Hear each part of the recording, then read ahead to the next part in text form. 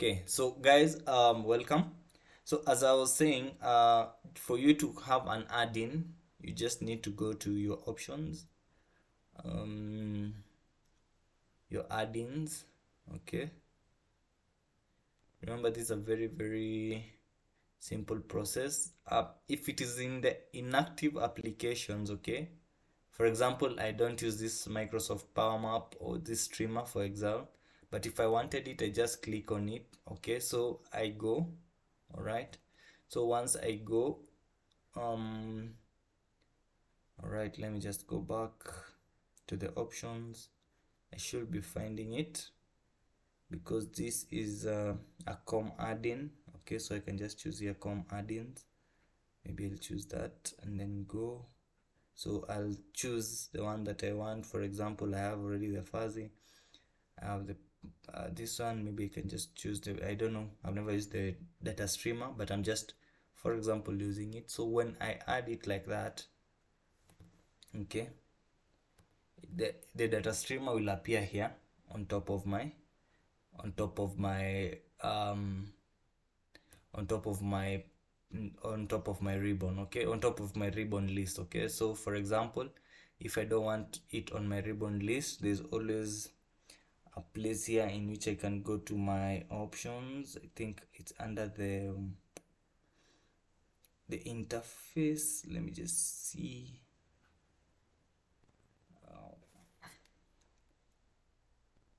Let me just see. There's a place I can choose on how to how to to have my ribbons. Okay, so I'm just looking at that. See, customized ribbon. Okay, so under the customized ribbon, okay, now I can choose either to, because I'm not really using that data streamer, I can press OK. All right, so it won't appear here, but in case I need it, I'll just go back, okay, to my options, and then I'll go to customize ribbon, and then I'll select, okay, I'll select that data streamer if need be. Okay, so like this draw, yes, I mean nobody's really drawing anything here, but if you want it, you can just enable it and press OK. So your draw will come here, then it will give you all those drawing options. Okay, but sometimes you just want to keep it simple, neat and clean, so you can just choose. Okay, again, it's all about choices, so you can choose not to have, and you can choose not to have whatever you don't use as much. Okay, so that being said, I think there is no other question, but being the last class, I really feel like we have gone through a lot of quality content, and I do believe that you have been able to get a few, if not all of the things, but I still have something like this that I really would want to show you, because it's a skill maybe that I didn't show you. Maybe a nice summary or group by. Okay, so like this, I'd like to show you before us going and trying just to build a small dashboard on this data. Okay, so if there is no question, I'll just maybe go through a few things that we have covered here and there. From the data validation, I won't belabor any point on this, because you all know what that is. From the different referencing styles, okay, from the relative to the absolute to the mixed that we used in this case, for example. Okay, we went ahead and saw the structure of the table, and how a table is usually, it usually has a reference based on the table name, okay, and based on the column name. Okay, so that is one. Then we went to formulas. We saw a plus operator, we saw the different types of operator, a subtraction operator, a multiplication operator, and then we went to the logical operators, in which an equal is a logical operator, a greater than is a logical operator, a greater than or equal to is a logical operator. Then we went to our very favorite formulas, our ifs. Okay, we saw our if and the different arguments in which you can use when handling a problem with such a formula. Okay, so mainly we said it helps you to automate some of the maybe monotonous tasks that follow a certain path or certain kind of thinking when decision making. Okay, so for example, if you have just a certain, we used a certain example in which a person was to find a phone in whose market retail price is less or lower than the sales price here. So we had a buy and reject option in which somebody was to buy a phone if the market retail price is lesser. Okay, I hope that was well understood. I won't belabor anything on that. So we went and dealt with a few of the formulas in terms of some text formulas like the trim formula. The trim formula, we said it's important when you're when you're removing spaces that you cannot see. Okay, maybe here, like here there's a space. Okay, so and then here you see we had equated to this. Okay, so if I wanted to see uh this folds, where this fold is coming from in terms of where my formulas are picking, I can use, remember I told you you can always use the alt options. Okay, so when I do that, I can be able to see the arrow. If you can see this arrow, so this clearly tells me that this formula is checking this and this. Okay, so for those who cannot be able to use the alt options, you can always use the ribbons in which you go to your formulas. Okay, so you trace precedence, you press you go to a cell with a formula, then you go to formulas ribbon, then you trace precedence. Then you can clearly see that we were comparing if this solo, okay, is equal to this solo. Okay, so if I wanted that to be true, I'll just use the trim function. Okay, so I'll have my equal sign there, then trim. Okay, let me just use that. Okay, don't know why I'm having, okay, so this also should be in caps because it's a text string. Okay, so you see whatever trim does now removes this extra space that is here. Even if I had 10 extra spaces, Excel will always remove using the trim function. So if I was to go ahead and remove these arrows, I'll just go again to my formulas, then remove arrows. Okay, so I click there. So for you to add them is Alt M P. Okay, to remove them is Alt M A. Okay, A, sorry, A. Okay, so we looked at the different types of errors in which you can encounter. Again, this is a name error, this is a value error. A name error is where you misspell a formula, okay, or use a formula that is not known by Excel. Who can remember what a value error is? I will need to see your responses in the chat, maybe before I show you another error which might be common and we didn't really get to look at it. I need to see when do we get a value error and an NA error. I need some comments in my chat box as I formulate this this question. So I'll just put here one, and then this one, I'll put this one. Okay, so that I get a spell error. Like when you use an arithmetic and another data type such as text in a formula, when you use arithmetic, so yeah, that is correct. When you use maybe two different types of data types and you're using them for an operation like an addition operation, a text and maybe a text and a number. Okay, so you'll always get the value error. What about the NA error? What about the NA error? I need another person to tell me what the NA error might where does the NA error stem from, and which formulas are you likely to encounter the NA error while using? guys, I need us to be quite fast so that we get to look also at this spill error.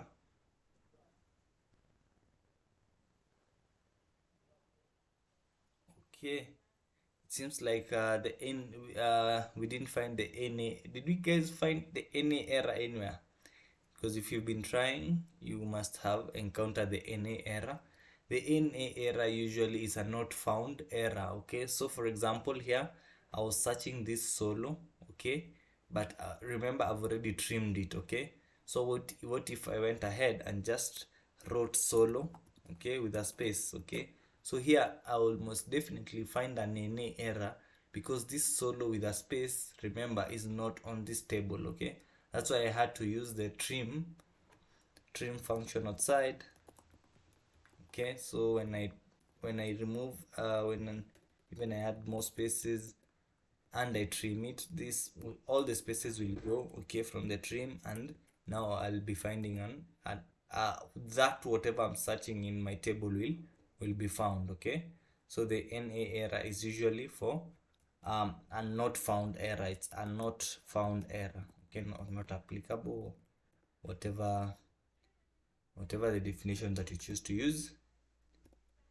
Okay, Stony, that was correct. So the spill error again is when this spill error, okay, the spill error is found when you have an array overlapping on an already occupied cell. Okay, so for example here, if I delete that one that was there in that cell, I will find my array as I had done. Okay, so again, to check the array, that this is the array, okay, that I was looking at. Okay, I just equated this cell to this array, okay, so of 4 numbers. Okay, but if I came here and wrote a number, this array won't have enough space to display. Okay, so if it won't have enough space to display, hence it will give me this spill error. It's like it's spilling over something. Okay, but if I put something like a formula outside here, like a sum, I will now have my my my my my my answer without any error. Okay, so that is keen to note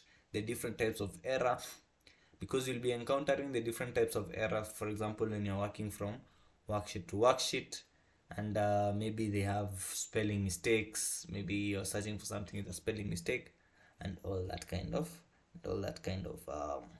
thing. Okay, so here we went ahead and saw how you can separate words, so long as you know how the words are spelled, or they are delimited by a certain thing. Okay, so you can always separate them using the text to column, or you can use the right and the left function. Okay, so for example, if I was just separate this, maybe using another formula, maybe I could use the search option in this. What am I searching in this? I'm searching to find the space. Okay, so it will tell me what do you want to find. Maybe I want to find the delimiter here, which is a space. Okay, I want to know within which text, within this text. Okay, so the first one. Okay, so I'll know that it's at position 8. Then when I now encompass my left formula, okay, in this, I'll tell it to just take the first 8 characters but minus 1. So by that, it will be giving me the first name automatically. So if I was to come change that name, it doesn't depend with the length of the name. If I was to change that Paulson maybe to Stephen, maybe to even Ian, I won't need to change the characters, because now it automatically searches the space which delimits these two words, looks at its position, okay, in this word. Okay, so gives me the position of that space, then I subtract 1 so that I get the names that I want. Okay, sorry for that. That was part of delimiting and all that stuff. It might be important, maybe you're told, I just want for you, maybe for every name here, I just want an initial. For an initial, what could you do? Maybe you just so if I was to create an initial, maybe the initials of every student here, I will just use maybe the first left. Okay, so if I use the first left value, if I use the first left value, I'll automatically find a P. And what else do I want? I want after every space, okay, I find the next letter. Okay, so after every P, I find the next letter. So I can still use the same procedure that I had used here to find the next letter. I'll leave you to do that so that you keep thinking about the different situations that you can have. Okay, so that was it. The right, I won't look about the right. It's still where we said you can also change some characters. Maybe you're given some numbers or some data of some people, ID numbers, and you want just to anonymize when you're sending to something. You can choose to change some middle numbers inside. Okay, just to protect their their identity. Okay, so guys, here, where is it? Here, I will really appreciate if you went ahead and did those initials. Okay, we also got to do initials on another way, but here we separated the words. Okay, where we took a left and a left and we concatenated. But now I just want you to not concatenate, but just get the initials from the two names. Okay, just try think about that situation. And then here we went ahead and looked at the different formulas. The VLOOKUP, which I said is one of the most important formulas that you'll ever use or will be using, especially. Okay, because the VLOOKUP helps you to summarize your data or find something specifically from a table, a big table, or a large list or range of numbers. So kindly go through these arguments, go get to know what is the lookup value. Okay, what is the table array, what is the column index, and what is the range lookup. We usually have two types of range lookup: a true which is an approximate match, okay, and a false, which always gives you the exact match for what you're looking for. Okay, so we said you can couple up your VLOOKUP still with a match. A match formula just gives you the relative position of or the exact position, sorry, of whatever you're searching in a table. Okay, so for example, if I was searching in this first column, okay, in this range, the position of the name, okay, so if I was counting, I will know that it lies on the count 11. Okay, so the 11th position. But if I was just to do that using a formula, I just highlight the whole column, okay, from A1 to maybe the last one. Then I say what do I want to find as the arguments or the syntax is. The first thing is the lookup value, then the lookup array, then the match type. Okay, I won't belabor so much on the offset. Offset again is a formula that gives you ranges. Okay, so same, if I was to put a 1 here, I'll still be having a spill error because it's a formula that gives you certain ranges based on specific things that you choose. Okay, so for example, if I was to choose maybe Caratina here, it will clearly change the range now to all the fonts bought by Caratina, and we'll get to see the fonts, maybe the age of the people who are buying, okay, without just using a pivot table. So we went to something that we have learned through the pivot tables. I think we have gone through a lot of pivot tables, and that's a good thing. So the only thing that I think that I left was a group by. Okay, a group by, and I will just want to touch it on before maybe we go to the thing that we want today. So I'll just insert a pivot table here. Okay, I'll go to insert a pivot table. From table or range, it will tell me this is already a table. So once I come here, maybe I'll say a group by.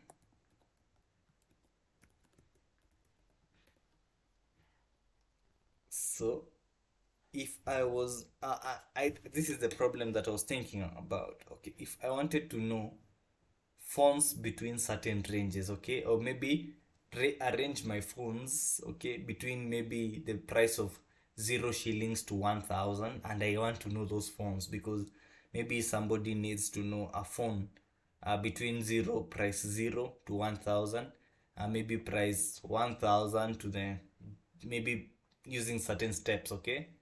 That is what I was thinking about. And who has an idea on how we can tackle that? Maybe you want to see prices between different phones, okay, different brand of phones, and at their certain prices, because usually even when you go to what do you call this, a website, okay, we always look for phones that are between certain price to a certain price. So who will have an idea on how we'll do that on a pivot table? Because I felt like it's something that we didn't look at, but it can always be done through a pivot table. Who am I seeing here? Joel, do you have an idea? Ken?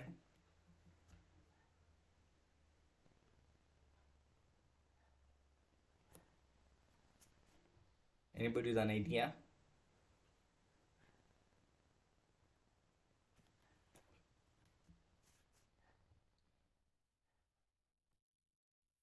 Okay, so if there's no idea, I just thought about it. So if I was to maybe arrange my phones using the prices, okay?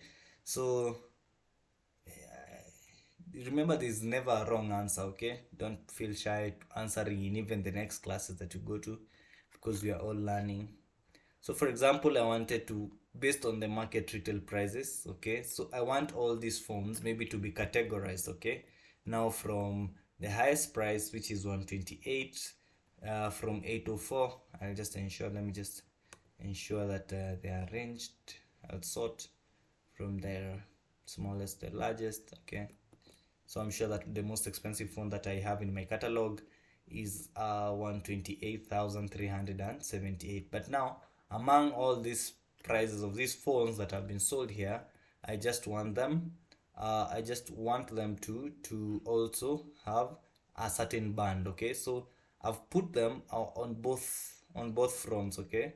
So maybe here I want the bands, and then here I want the phone, okay. So what do? I need to change one of my measure here. Now from a sum, I just want them to be counted so that it counts. If it's 804, I just want it counted once, okay. So I'll go to my value field setting, I'll go to count, I'll say okay. Once I have this, I now have each and every count of this phone here, okay. So what do I do next? I go now to my row labels, okay. Now I want to group this, okay, these amounts by certain measures, okay. So when you go to a group by, I can start from 0 maybe to the uh to the to the largest, which we see. And maybe I want I don't know, you people buy phones between, what is the range, maybe 5,000. If let me say 5,000, I want them to be divided by 5,000, then I'll press okay. So you'll see here that now here I'll have price ranges, okay. Then I'll have the phones and how many they are, okay. So in the phones available at those prices, okay. So here, as you can see, I have now phones available at these prices, okay. And I can see that most people just buy this 54.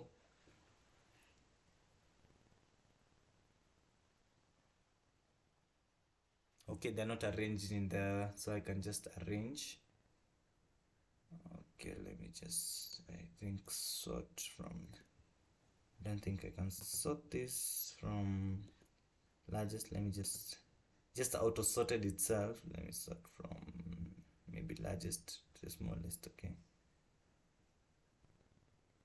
So most of the phones belong in this category of 5,000 to maybe 10,000, okay. So if I was to check the brand of phones, I will just come and add a brand, okay.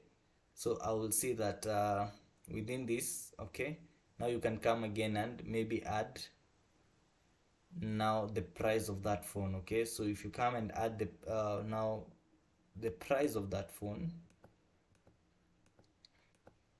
sorry, so I'll just use even a sum, okay, rather than, because it's just one phone, not an average if there are more than one. Okay, then I'll format this. But the main thing is just to understand that you can use a count and a grouped by range just to find the type of phones between this. So I can find an Alcatel. There are three types of Alcatels that I can find for that belong to this within this price range. Okay, so if I was to go down now and see that Alcatel, I will know that I will find an Alcatel, maybe a 3V Spectrum, that these prices now. Okay, so I can just go ahead, remove my subtotals.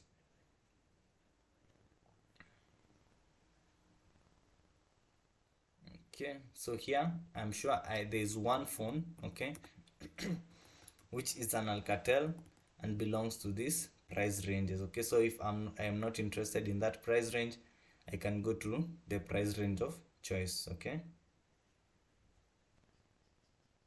so maybe I can collapse all.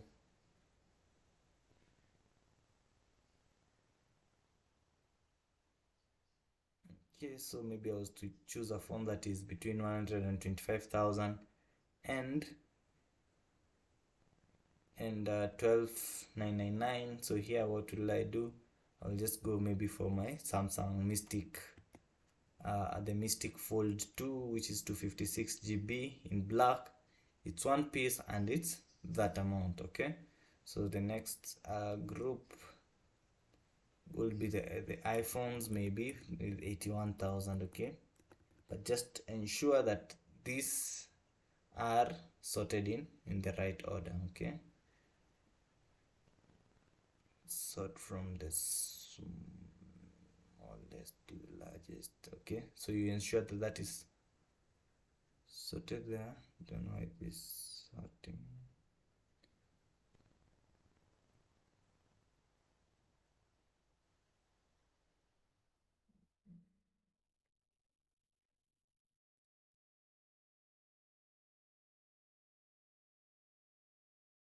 Okay, we can just redo the whole table just to see. I'll just copy this.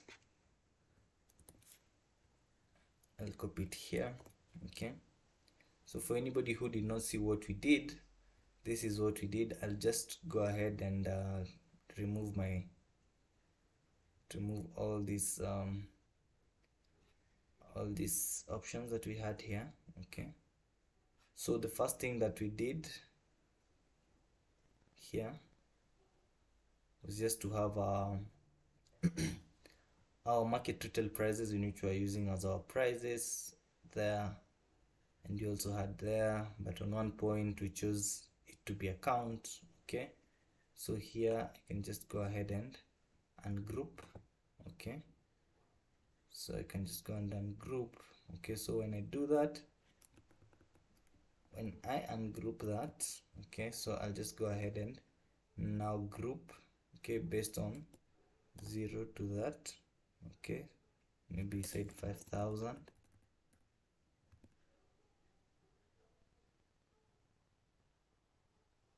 Okay, we'll remove it has an auto sort, that way it keeps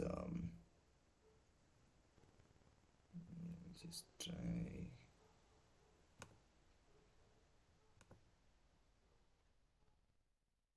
Again, so from the smallest to largest. Okay, it's giving me a little bit of a challenge while sorting these ranges, this group by, but I am able to pass my message across that you can be able to get these different price ranges in your pivot table using that kind of thing. Okay, this group by is very important even when you're dealing with dates. Okay, so I'm not sure if I can just find my project.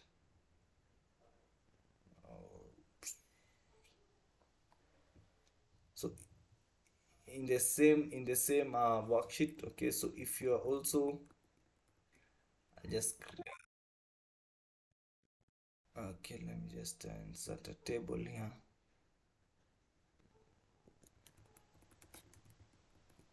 Just copy this data to a new worksheet. I think that is locked, so I'll just insert a table here. So I just want to show you how to I'll just write premium. Okay, so as you can see here, you can always choose to group your I don't know why they're picked as numbers. I'll just convert them into dates.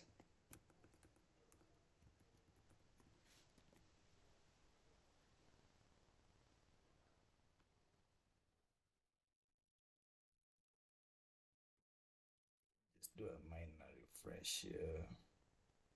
Okay, so this now are dates. I believe they should. So you see the group by option also enables you to maybe group dates by months and years. Okay, so if I was to do that,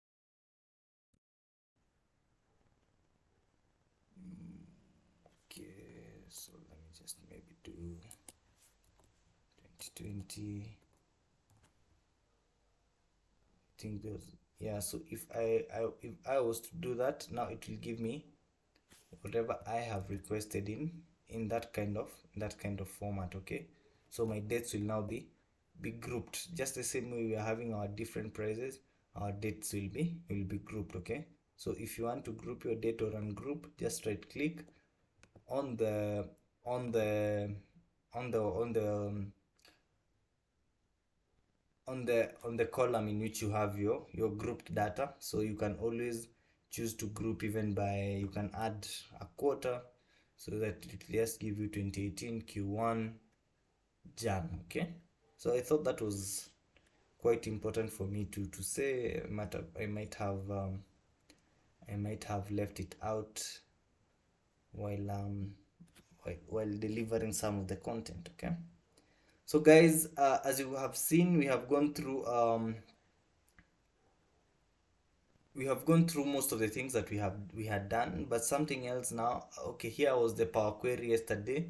For anybody who had a challenge, because I received a few concerns here and there in my personal inbox. So we just got data. Okay, went from other sources. We went to the web.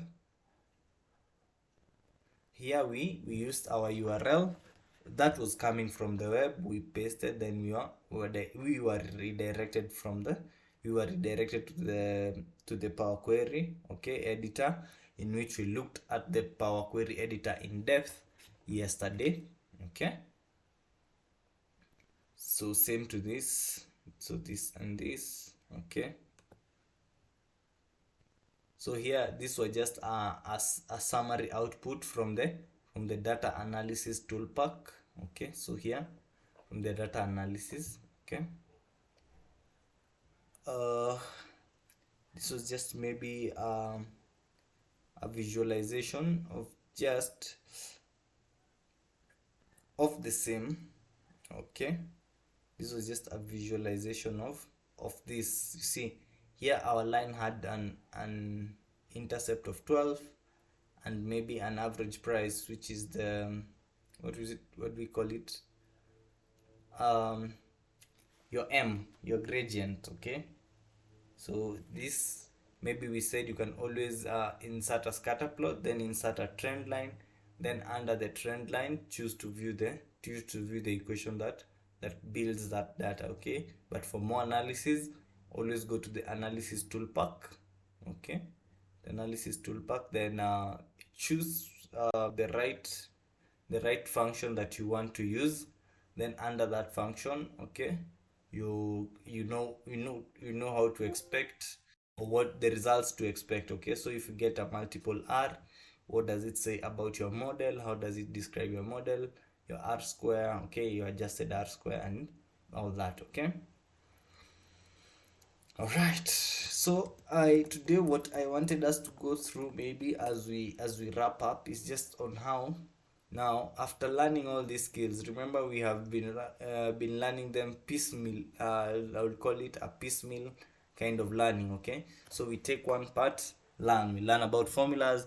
We learn about how you can get data from the web. You learn how about you learn how to query your question your how to query yeah on Excel. So something else I'd forgotten just yeah. Uh, so once you get from the somebody was asking. So this is the query editor. For those who are not able to see it yesterday, this is the query editor. So I'll just expand this.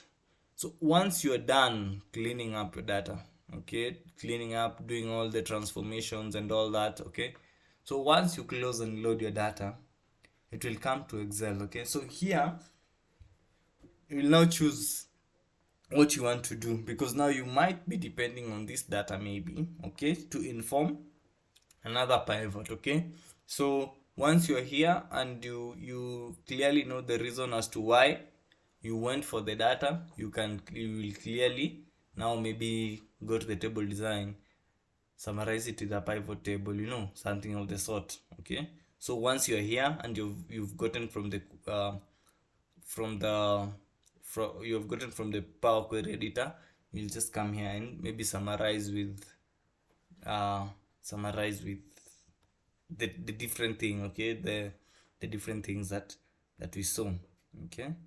You can now it can't limit you to what you want, okay. So guys, I think I'm very happy with the progress that I've seen you guys learning with. Okay, the speed is quite commendable.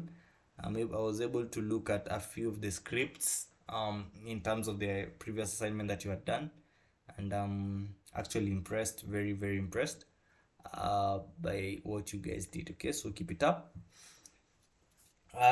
Keep up with this. We just that spirit. Okay. So guys, I would just like us to do a little thing here on displaying now all this data that we had seen into something that you can give out as a presentation, okay? What are the key metrics maybe, because we've been using this smartphone data for a very long time, okay? So if you're to present this data to somebody who has never interacted with this, what are the key takeaways or the key takeouts that you would want to show them, or how much will you want them to know about this data, okay?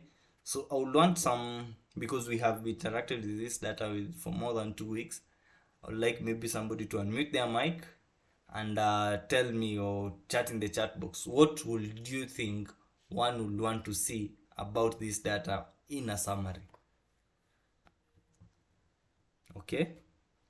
I'm listening so that we can be able to brainstorm. Okay. Yes, yeah. So Joseph, go ahead. Uh, in that whole data, Mm-hmm. what someone will want to know is about the phones, Mm. the brand of the phone, Okay. market price, and the selling, yes, Okay. the selling price. Okay. So if you're to present to someone, what will you be showing them?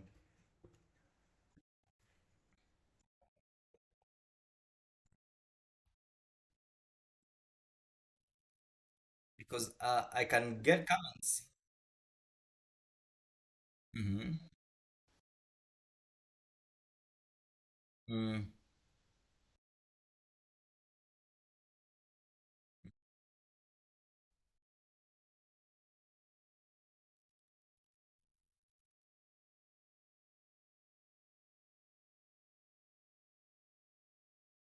Mm-hmm. That's correct. Profit. Remember, in our data, we didn't have any column for the cost and the difference between the cost and the sales price, but that is a right approach to look at it.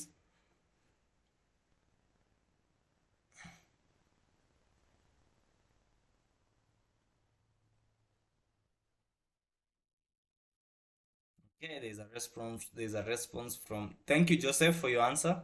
Very good. Uh, okay.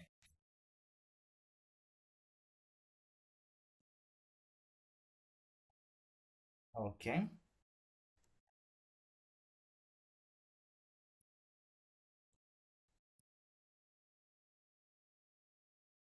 Okay.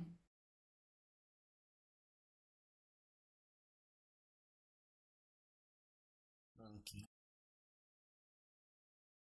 Okay.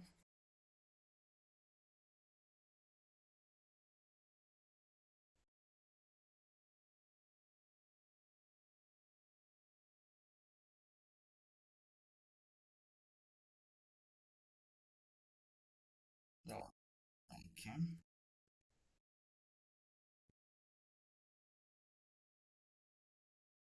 Okay. That's a very, very, very good and informative way to look at it. Mondi, thank you. Any other person with a suggestion? I want to hear a lady. Now we have the men speaking, the men are in my chat box. I would want to hear what will a lady, if you're to summarize this data for someone, okay? What would you want to see in a summary? Because a dashboard is just it tracks. It's maybe a tracker and it displays the key performance indexes. Okay, so it it looks at the main things. Okay, because you wouldn't go telling someone, hey, we have 15 13 phones, and the average price is the average price, let me just show you, the average price is 18,000, and maybe the average storage capacity is 3.9 GB. Okay, so what would you want to see, Ngeru? Okay, the Ngeru says maybe buying trends.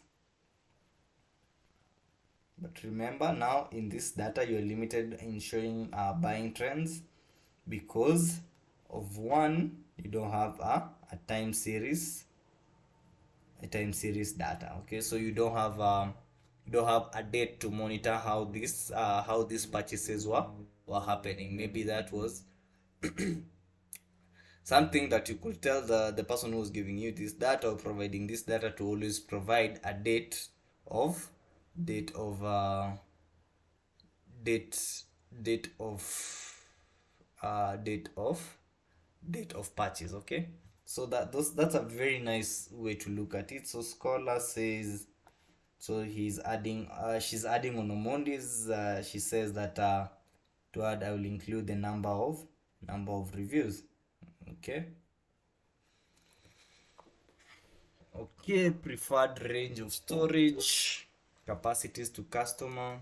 Okay, now that we have seen some of the things we will want to do, okay? So I'll just guide you on how we can present, because that's whatever you're saying is actually what I'd also thought about, because when you look at it as an analyst, as those who are going to to proceed on and become maybe data scientist, okay, you must be able to give life to these numbers. Okay, you must be able to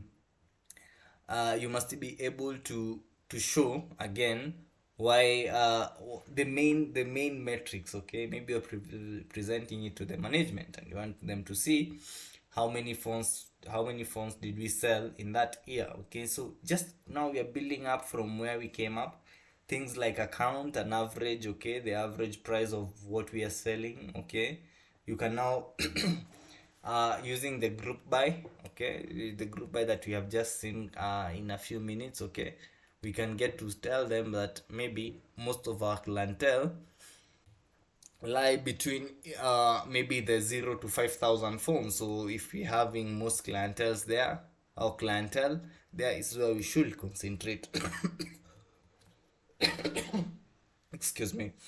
uh there is where we should concentrate. Okay, so if maybe a certain phone is very popular in a certain university, maybe we should concentrate on marketing in that phone, because remember, you're giving you're giving value to this data, you're giving life to this data. Okay, so we'll just try and build a small dashboard just right here. Okay, so the basics of building a dashboards are just you should be able to understand what you want to have at the end. Okay, so you should not just start like I'm building something and I'm not sure how it will look like at the end. Okay, so you should be able to understand uh, what am I anticipating to see at the end? What are my KPIs, my key performance indices, okay? Or what is my key performance index in this, okay? Like for example, we'll just work with what you guys have suggested, because again, uh, I thought that was in some very good suggestions, and we can use those in terms of on top of it. I was thinking we can have some, maybe what are the total sales that we had for, maybe we assume this was in a month, if maybe they were being sold in a month. Well, we can have maybe the top 10 brands sold, okay, the top 10 maybe universities in terms of purchases, okay. We can have the bottom 10, because again you will want to see some of the bottom or the least performing firms, okay. uh, on top of what we have said, I also thought of which is the best rated phone that we have, okay. And some of, okay, we can just now be able now to direct the conversation to what we want, okay. now now from the I can see average rating of popular brands. That's very correct. Okay, so you're not limited to how you might think of presenting your data. Okay, so you just want to give it, you just want to give it more value than it has as numbers. Okay, because currently I'm just seeing a Solo, I'm just seeing a Carbon, I'm just seeing an LG. Okay, I may not be able to get the most out of these. Okay, so we'll just go and try summarize. Okay, so we're just going to try summarize a little bit on this. Okay, so again, it depends with the style that you want, okay, to present. Okay, so sometimes, as we had said, you might want just to be working on something like a blank canvas, then you start now build. Okay, so when you do that, you can choose to remove your, you can choose to remove your the grid lines. Okay, you can choose to have, go with a particular theme, maybe there are themes here. So you, when you get to choose these themes, maybe, I don't know, you choose something that is very different from the normal. Uh the fonts will change, the colors will change a little bit, okay, to what you feel like, to what you feel uh like is better for you, because again, it's just how you want your work to be seen. So under the page layout, you can always, you can always uh choose these themes that are here, okay, or you can browse for more, or you can just use the standard theme. Okay, so just choose the standard office, okay. So here you can always have a header, okay, a header for your, a header for your a header for your, maybe you can fill it in with a color that you want.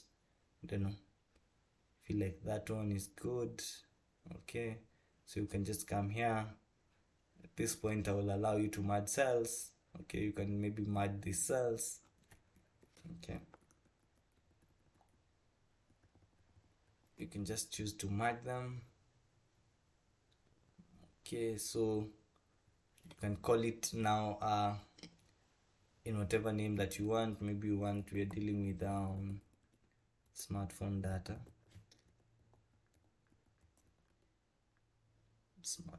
data, sales.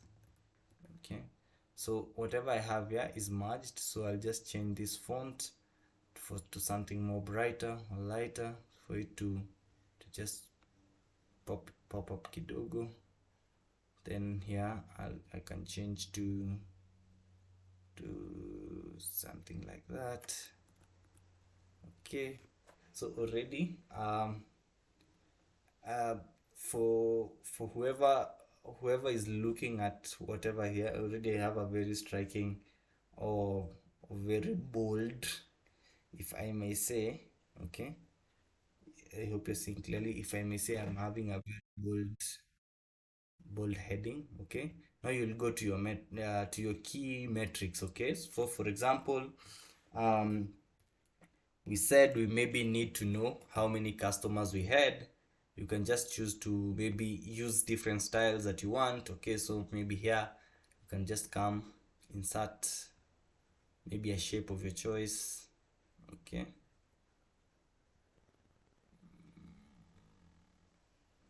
can come insert different shape just to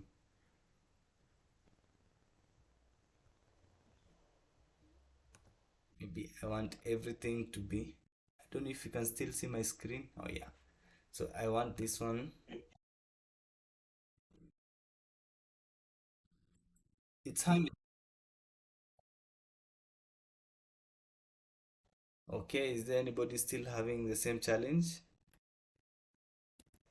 Did you see how I inserted the heading?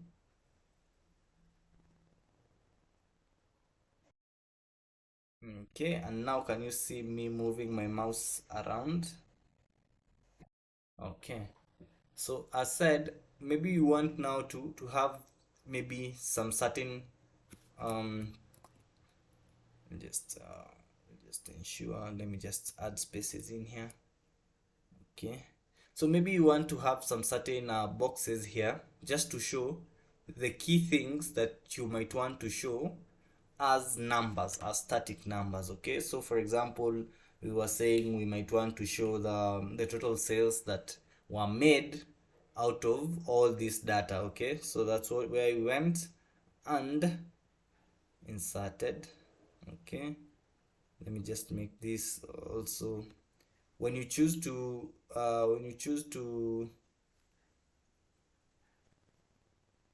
when you choose I don't know if I can find,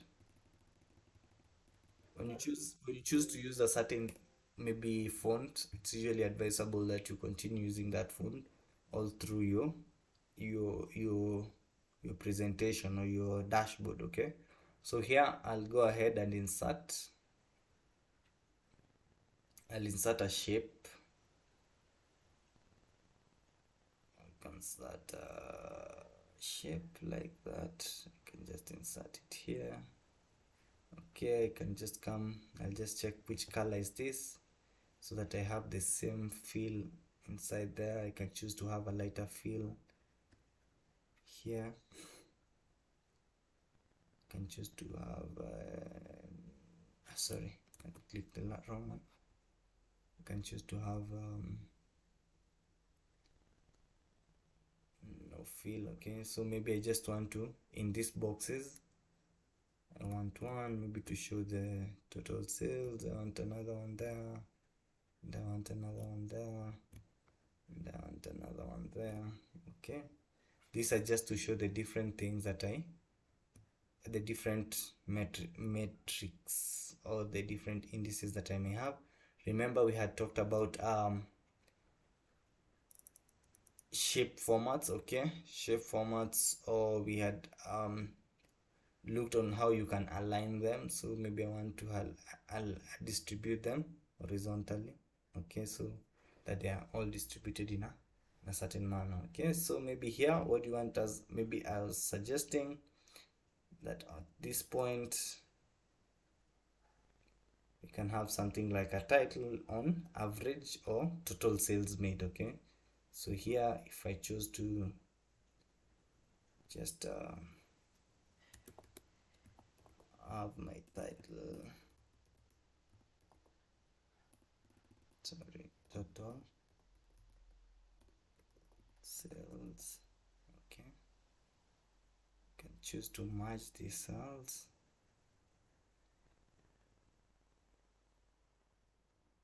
So if I have my total sales there, I can increase my font a little bit. Okay, to 20. Okay, so there I'll have my total sales. I'll also come merge this cell. So I'll just delete this, and for you to move them together. Okay, for you to keep on. Okay, when I copy this, okay, and I paste it here. So when I copy this shape, for example, I copy it and I come paste it. Okay, it doesn't align to the I might struggle just ensuring that they are on the same place. So do I do? You control shift, then you move. Okay, so it will always remove a duplicate of this. Okay, so you control shift, then you move that, you move that shape. Okay, so if here I was to have total sales, maybe I want this to be in a certain color. I can just move this one a little bit.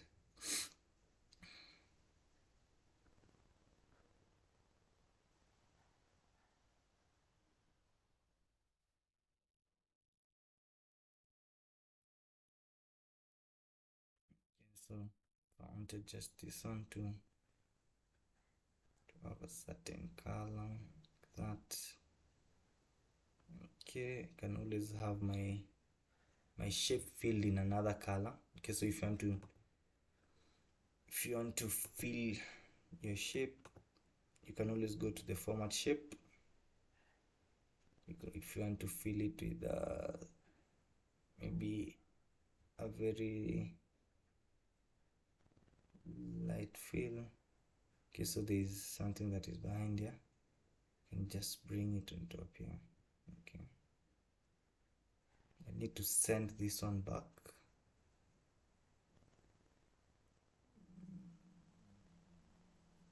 Okay, let me just go to the format.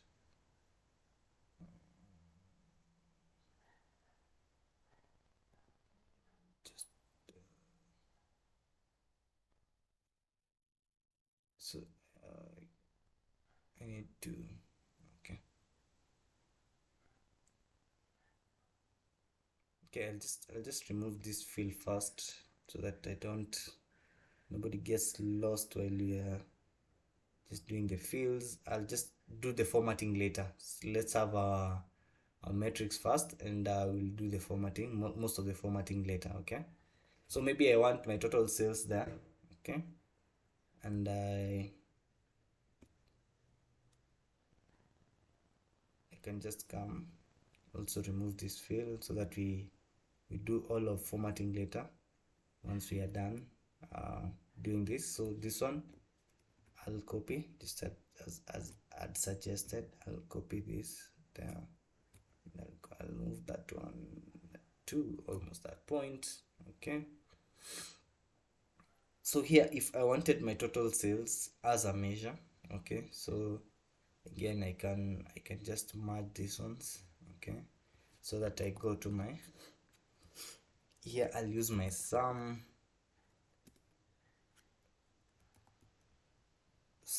of, what did we sell? Say we are selling it at the market price. We are selling everything at the market price. Okay, so that,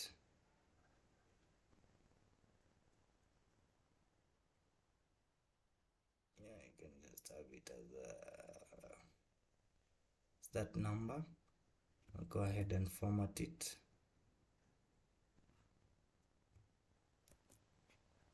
Maybe to currency.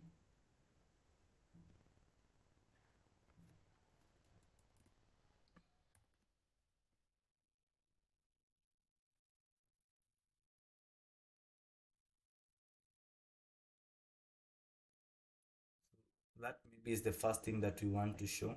Okay, we'll do all the coloring later. Okay, so I'll just copy this so that I just have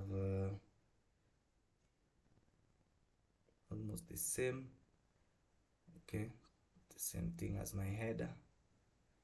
It's popping out a little bit, but that should not be a problem. Also copy this. Yeah, just can delete that, because remember this is a merge cell. I can keep merging them at once. Okay, so inside I come here, select arrange to be merged. Okay, so here I'll have my next metric, which is maybe total phones sold.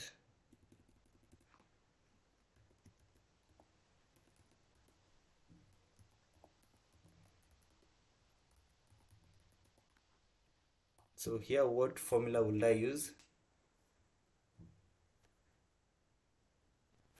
I will use a count, okay, counter, because I want to count a specific number of phones sold, whether they were sold once, whether they were sold twice, we sold them. Regardless, I'll change this into a number, maybe 15, 13. So if I wanted to ensure that somebody can read this as phones, what could I do? If I want this number to always read 15, 13 phones, if I want my number to be reading 15, 13 phones, what can I do?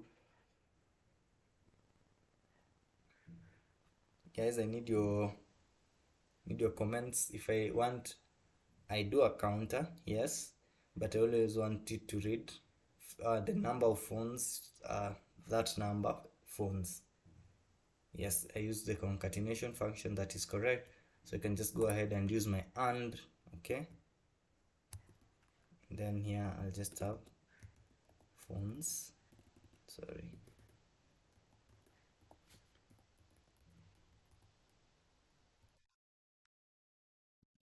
So I'll just ensure that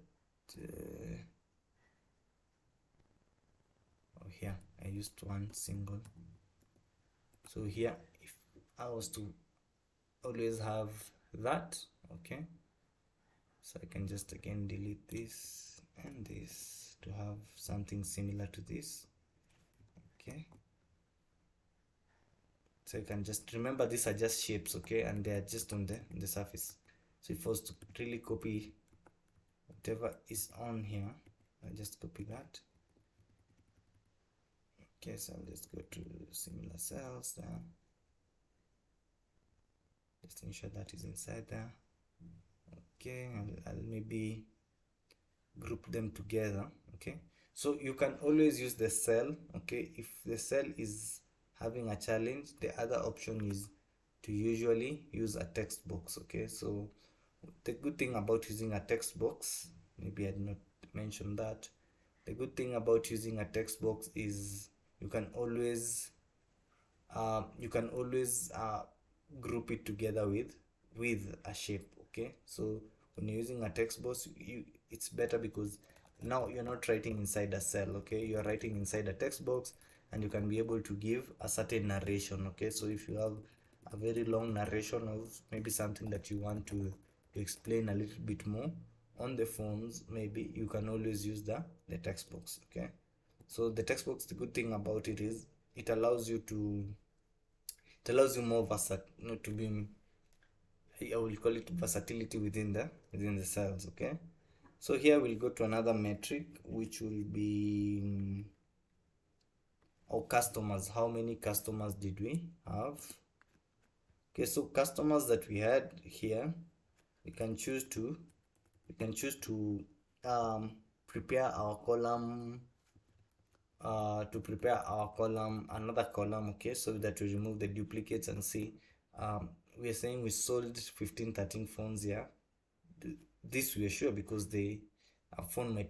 one type of phone might have been bought different times. One type of phone might be bought more than once, okay. So Samsung A10 might be bought 3 times by people. So but how many customers did we really have? You can choose to remove the duplicates, okay, or you can choose to have the unique number of customers. I don't know if I'm pretty sure that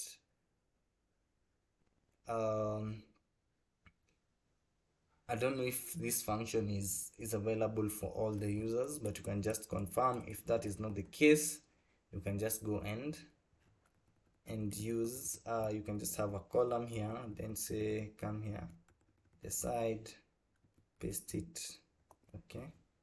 So just for you to be able to count the unique customers.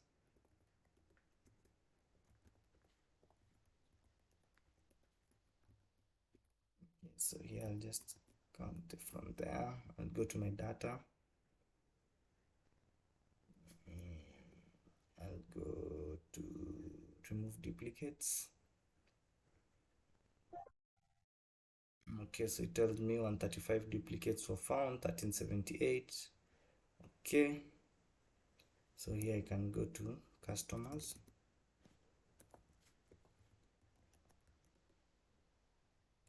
Okay, I'll just have it in caps.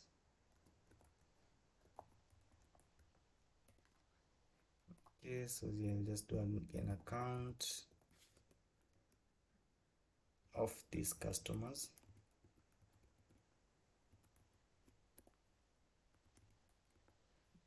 Counter, because it's text. Okay, so I had 1378 customers from that data. These are unique customers. Okay, so you might have had more, but these are the unique customers that you had. So the next thing we said we might check for the popular brands. I would want us to use for the popular brands and maybe the top 10 while we are listing, I'll want us to use pivot tables down here. Same to maybe we can look at how we can see storages. We have already maybe shown the number of phones that were sold, the amount of phones that were sold, the different customers that we had.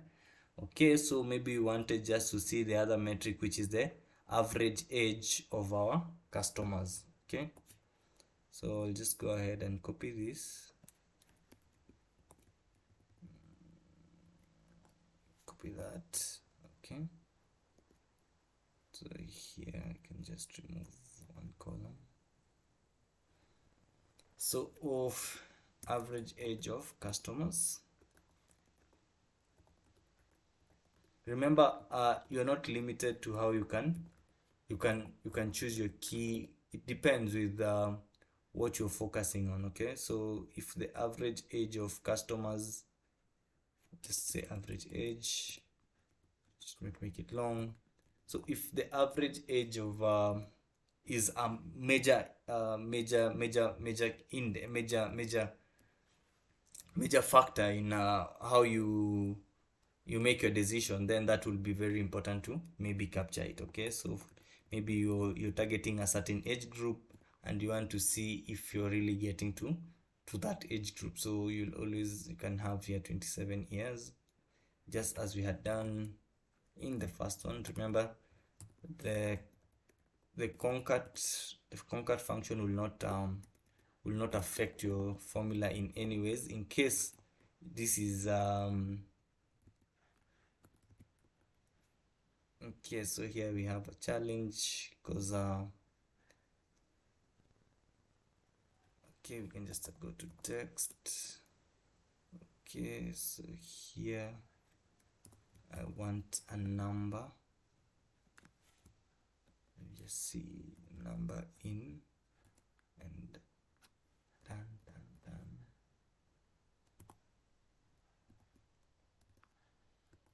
Okay, so you saw the challenge that I had here before. Sometimes when you concatenate, so once you concatenate, like I'll just undo this. Once I concatenate, my number usually is converted into a text. Okay, so as much as it looks good here, it might be it might be very hard to use it. Okay, it might be very hard to use because now it's no longer a number. If I was to add maybe this, okay, to 1, that's the other challenge with a concat. I'll get a value because now I've added some text string to that. Okay, and sometimes the numbers might not have any. If I go and format this, I want to have 15 13 phones with 1,000 separator. You see, it takes it as a text. Even if I press OK, nothing happens to it. So sometimes you are needed to format it in a different design. Okay, so here if I was to format it just as we are formatting the date, now you'll format it as a text. Okay, so now because it has become a text, this will be your text, whatever you are countering. Okay, then just as we had seen them when somebody asks about making your unique currency. Okay, so numbers usually use the hashtag. Is it hash? sorry, not hashtag, hash as the placeholder. Okay, so you'll just define how you want. So if you wanted maybe a placeholder with 1,000 separators, you'll just have in brackets the hash.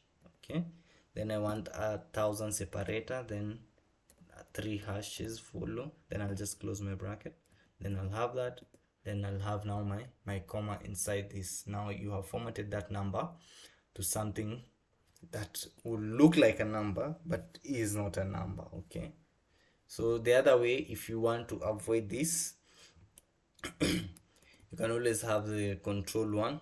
Okay, go to your custom. Okay, now after the number you might include now what you want. Okay, like we said, for example, if you use for example, if you just use this, okay, maybe now instead of having it behind here, take it in front here. Okay, so for example, if I was to just cut that, then paste it there.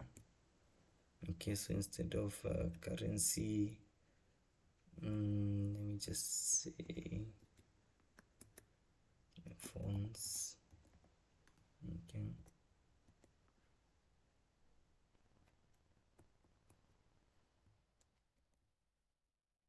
let me just format this number so that you can see.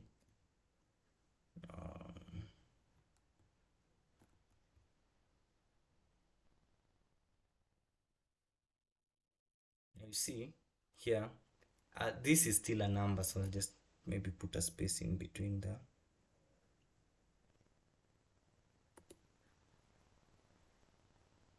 Okay, so this, if I had formatted it like this inside my custom formats, okay, so if I come and add this one, okay, to 1, it will now give me 1379 phones. Okay, so if I add 5 phones, because now that is a formatting, but when you add a text to it, like if I did the same here to this,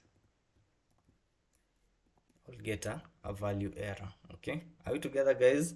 So I'm just trying to show you some of the things you can we might do this in class, but now it depends with how often you might want to access your dashboard. Okay, so if you're coming to add something to the dashboard, then I would rather that you have, if maybe phones is appearing too much and you want every number to be appearing with a phone formatting, you can always choose to go to your custom formats. Okay, then try to come up around with your own custom format. Okay, so this is usually it's mostly used when you're maybe creating a forecast and a budget. Okay, so you want to show some numbers are forecast.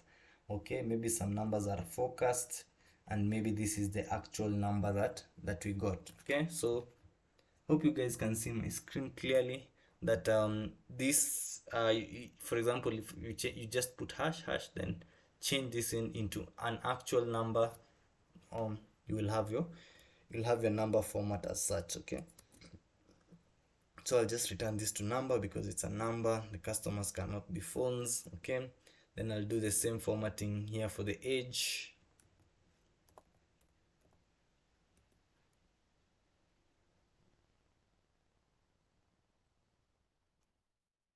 So here just put a comma, then put the placeholders for my numbers, then chan. So 27. Yes, so yeah, quick at a quick glance I can already see that my sales for all those phones were this. So if you're maybe having a target, okay, maybe our target was to sell 20 million, you can always have something like a performance index, okay, as this one of these cards. Okay, so maybe you're targeting to sell 20, or you're targeting to sell a number of certain phones, you can always have a performance index here. Okay, so if you're targeting to have maybe certain number of unique customers visiting your stores, maybe you're targeting a certain age from this data. Okay, there are very many things that we can put there, but I'm just showing you how you can place them maybe. Okay, So maybe you can just come down here, have other titles. Okay, so we'll just leave this as a key metrics. Maybe our metric, as we had Omondi has suggested, we have a count of phones there for the popular brands. Okay, we'll now go ahead down here and maybe have our top 10 brands. Okay, so how will we do that? So here down here, just want to have, I can just now use the can insert a text box like I had suggested. We can always be using text box. Okay, so I can just have it there. Okay, so I'll just push it kidogo. Here I want I can just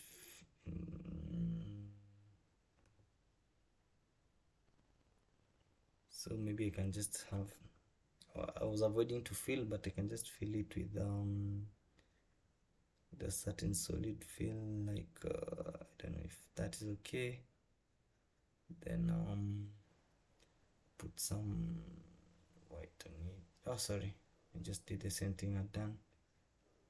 Just choose that, then this one you can say maybe top 10 brands. Okay, so top 10 brands.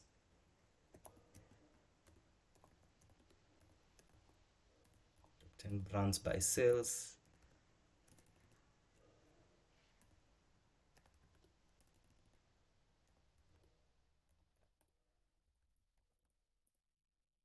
And expand this a little bit to maybe 20. Okay, so push that a little bit. Okay, so top 10 brands by sales. Who has an idea on how we can do this? There are two ways to do it. I want an idea on how we can have our top 10 brands by sales here. Okay, the sum total of what was sold. Okay, any idea before we go maybe to the top 10 universities by sales? Okay, maybe we can have now the top the bottom 10. Okay, also as a metric to see. Any idea? John, Stony, Scholar, any idea on how I can get my top 10 brands by sales from this data?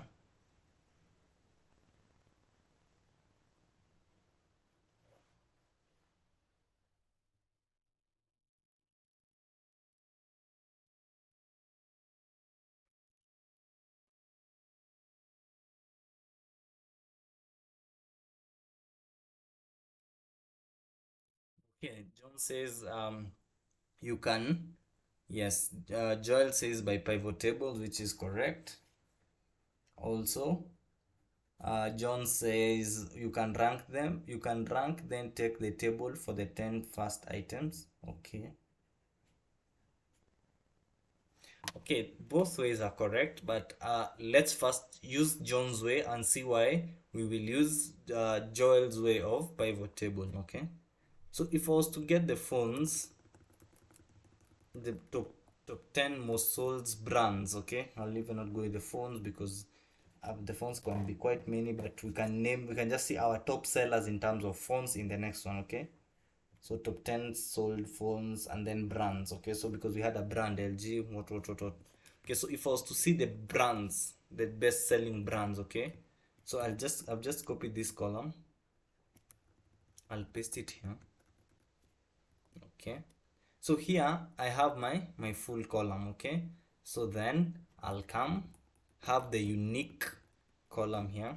Unique column is said we can get it by removing the duplicates.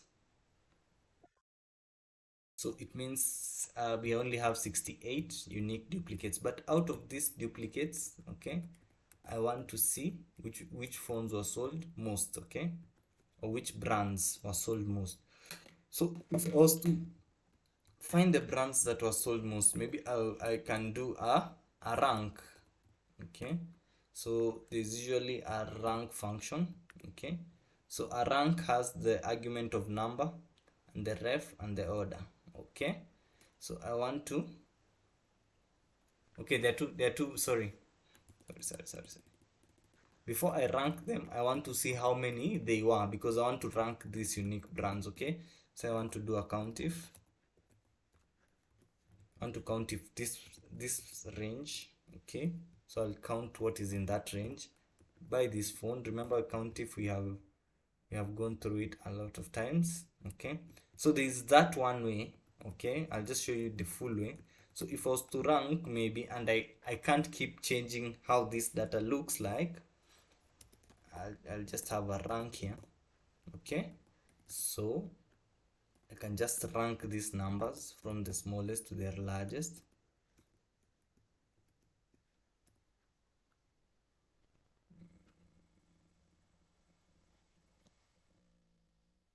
I'll just ensure that this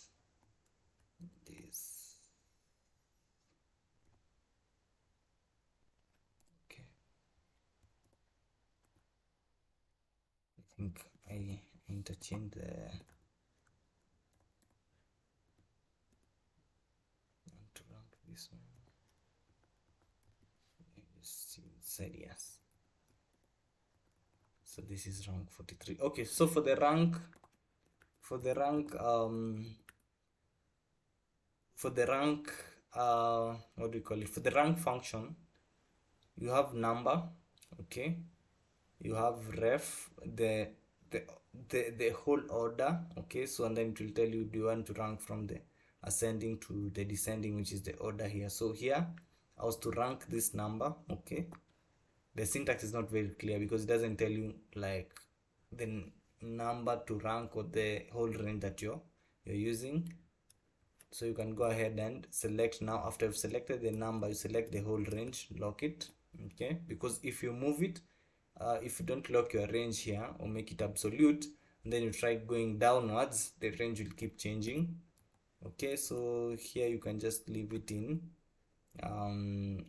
you can just leave it like that, which again now picks the ascending order. Okay, so for example here, if we look at number 1, Samsung was the most sold phone because it was sold 243 times. Okay, so pieces sold. Okay, so this will be one option. If I was to check my top 10, if I was to list here my phones. Okay, so you can come here, list 1 2 3. So if I was to list my phones here,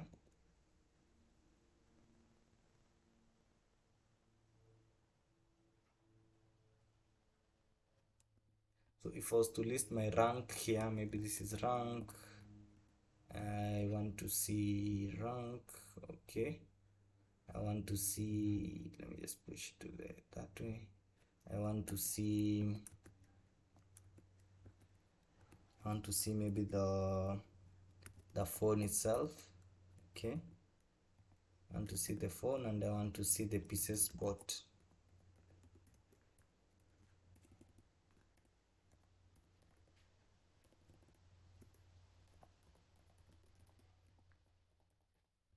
So here I would use an index. I just wanted to show you how you can use an index in such a situation. Okay, so here I will go and index. Okay, I will just index this. Now will be my array. Okay, so this is my array. Okay, what am I searching? I'm matching. I want to match this number here. Okay, all right, I want to match that number there inside my ranks. Okay, inside my ranks now. Okay, and then I'm giving it an exact match. Guys, remember, I hope that now you are very familiar with the arguments. For example, for an index, you have your array in which you have chosen, then you have your match, which gives you the position, the actual position of what you're looking for. Then you choose the column from where you want your answer. For example, you want an answer from column 1. Okay, so that just tells me I should have had the last bracket. I want also to copy this formula to to the pieces bot. Okay, so if I copy this and then here I paste it there, then I change. I don't want now my solution from column 1, I want them from column 2.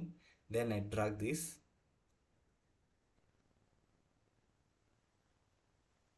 downwards. This will give me the top 10 phones with the pieces bought for that particular phone. So these brands were the most bought, and how many Samsung maybe were bought, these were the numbers. So you can put a table there. Okay, so this is one way. If I was to keep dynamically changing, and where I wouldn't want somebody maybe in their dashboard to come and rank this. Okay, so when you have ranked already, okay, so maybe somebody comes here and ranks. Okay, it will still give you a, maybe I feel I sort. Okay, to sort is under the data tab, sort column. Okay, so I can choose my, can just add a level, the first level to be the rank from the smallest to the largest. Okay, let me just delete this second one, this level. Okay, so here somebody might have come, copied this, okay, went and pasted in here the rank, okay, then took in the pieces, okay, the first 10, then came and pasted them here. What if I want to see the next 20 ranks? Okay, so here what I can make this number very dynamic. Okay, so I can maybe say select here. I can just put a button here.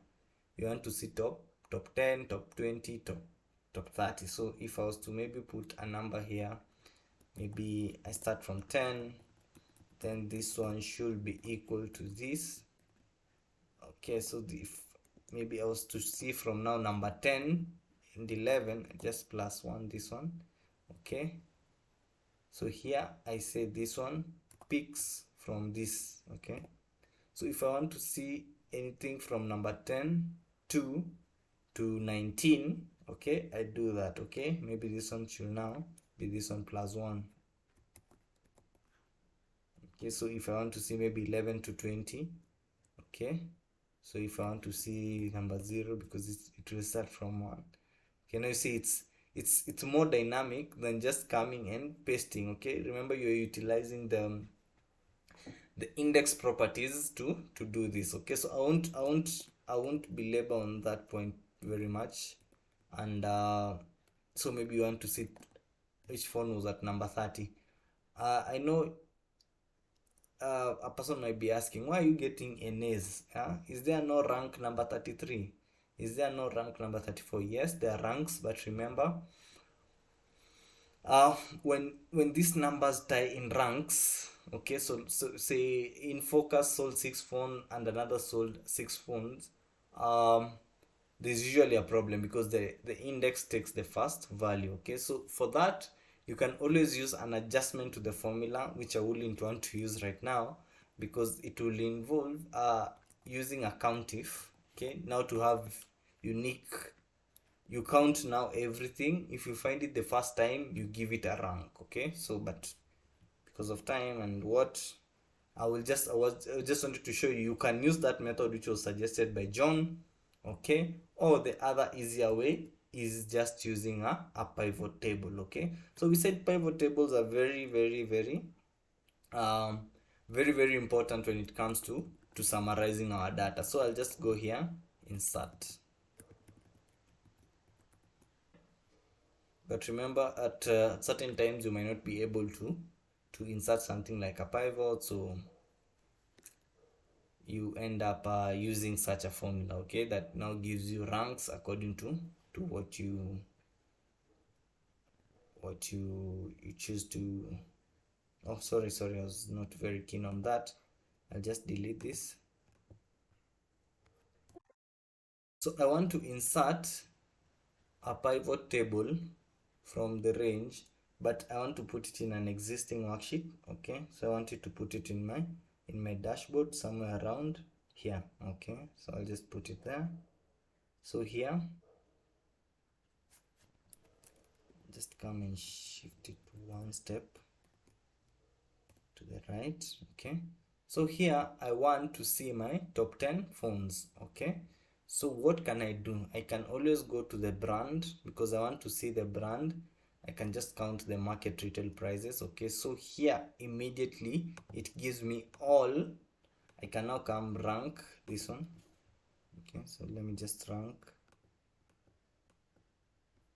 Don't know why it's I want to sort from the largest the smallest. I'll get the same the same the same uh the same ranking, but now I have a problem because now it ranks everything up until 1513, and that is not what I wanted. But what do I do? I can just come here. Okay, then from my row labels I can just call this, I can change this to brand. Okay, then here I'll go to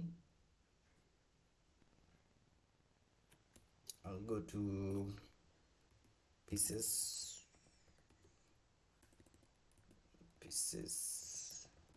sold. Okay, so here I'll just again format this.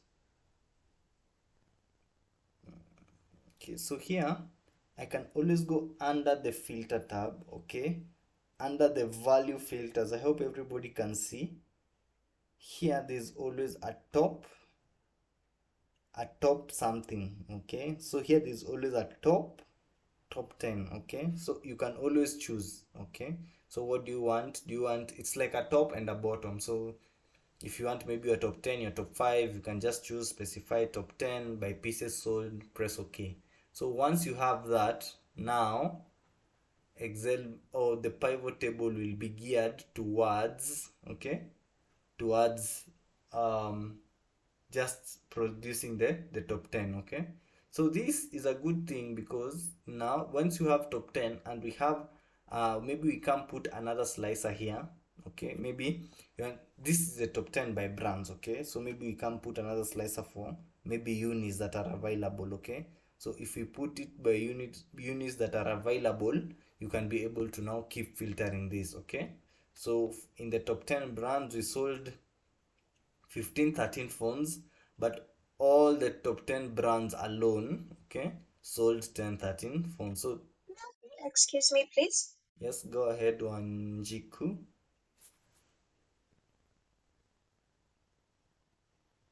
Could you please attend? Okay, so I'll just unrank this.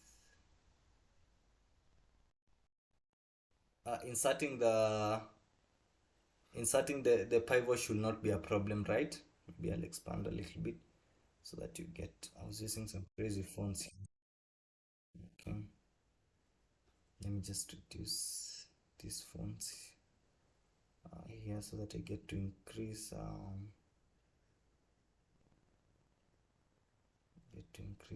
the just show you what I have here.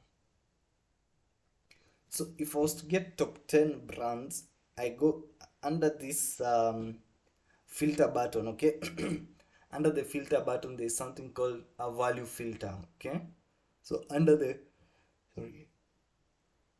value filter you'll always find the top 10 option. Okay, so when you go to the top 10 you can always choose. Okay, so top 10%, top 10 sum. Okay, so items, I choose items by pieces sold, then press OK.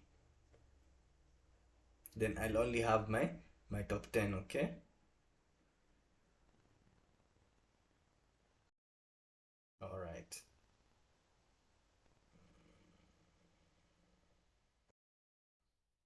Okay, so here we already know what how our top 10 brands I'll just reduce everything in that. Remember the formatting, you may do the formatting later after seeing how everything fits now upon your dashboard. Okay, so the problem again with this might be resizing it and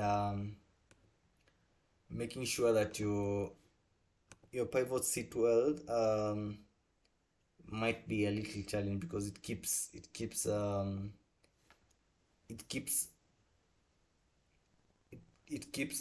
resizing each and every time. Maybe you use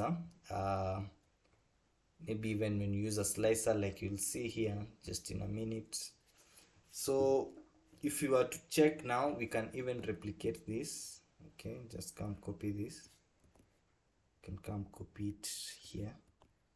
Okay, so instead of now top 10 by brands, okay, we can come by, can come change here top 10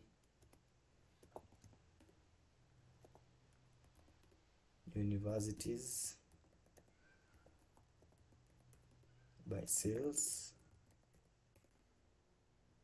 Okay, so you can have by sales, by count of, it just depends. I'm just elaborating this for explanations purposes.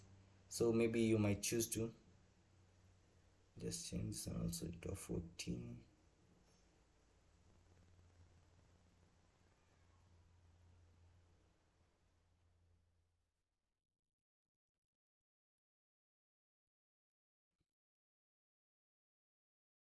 So for example, here I went and now changed my pivot field. Now maybe I want to see universities. Okay, so maybe I can go to, we call them colleges. Okay, but instead of colleges, instead of the pieces sold, now we want the expenditure. Okay, the spend. So you can go to market retail prices. Instead of account, you can just go to a field known as sum. Okay, so here it will rank all the sums. You can just go format this into cash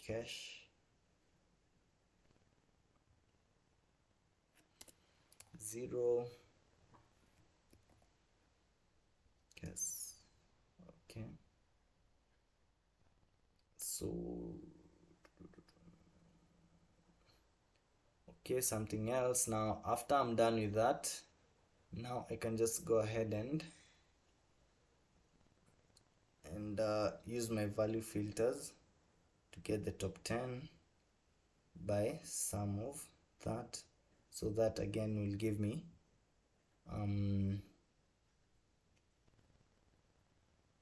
the top 10 universities by sales. Okay, so again you can now go ahead and change here your brand to university. Okay, then here you can have total sales.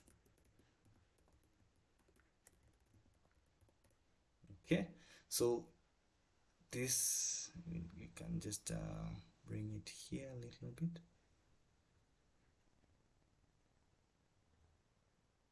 Okay, so it's not enough to fit on that. Okay, just move this one just to align that. Okay, so the next thing we might be wanting to see, but to get the idea, I won't do all of them because now you get the idea. Okay, so maybe the next one is a bottom 10.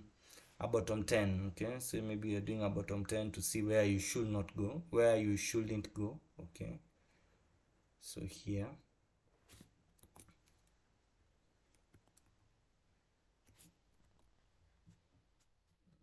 okay, just come here, paste.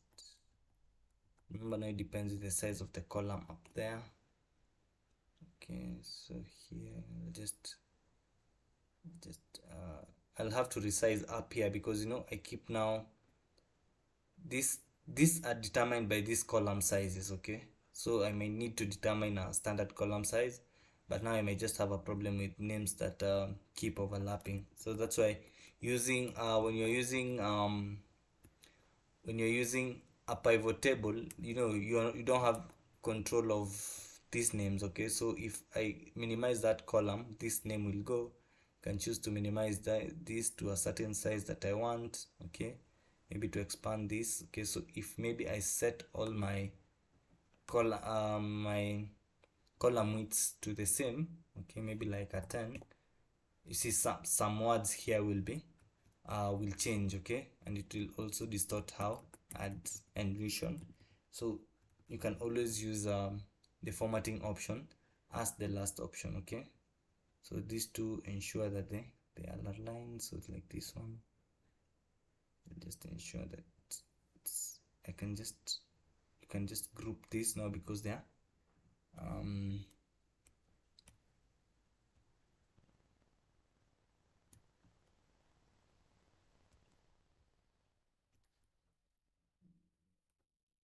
to select that, then I select this, then I select this. You can always group them. If you group them, they will be moving as one. Okay, so they'll, once you select here, if you want to move them, they'll be moving as one. Okay, so if I was to move them around, they'll always be moving as one. You can choose where to select them. You can choose maybe you want to align them. Okay, but now you cannot align them in the group. You must now come and select them individually. Okay, but once you have aligned them, you can group them. Okay, so the challenge I was saying with this is you have to keep resizing your column.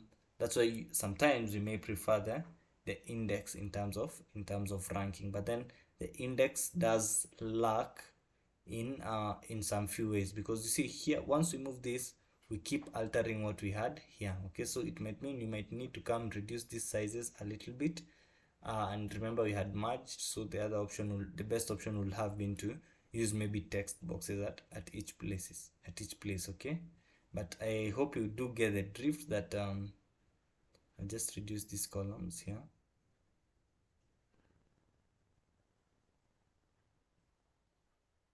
Just push this one here. Okay, so for example, I was to do another bottom 10 universities. Okay, just to show where maybe I should not go.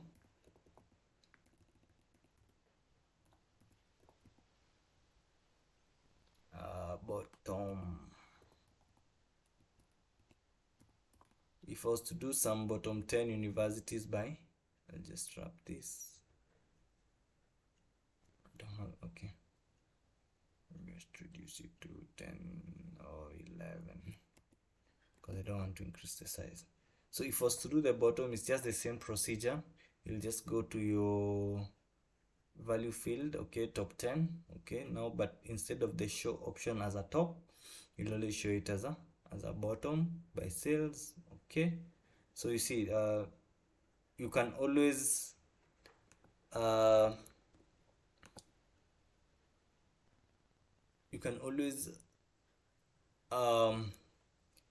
and undo this option. Okay, I don't know if you guys can see.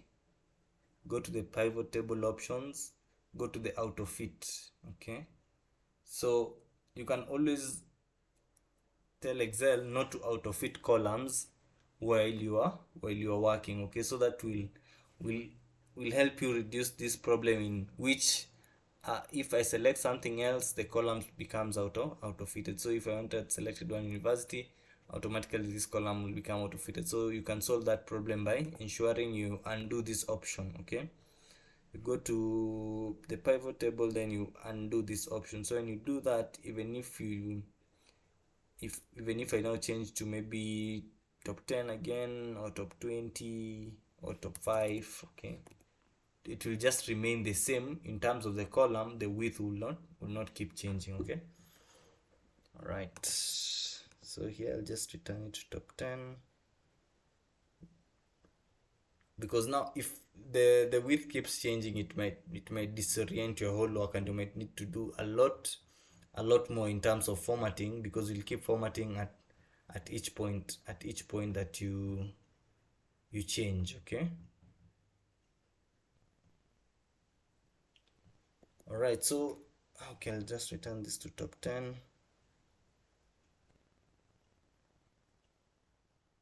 Oh, it was bottom 10.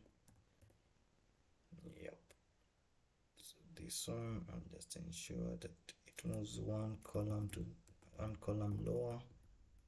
Okay, just shift it down one column.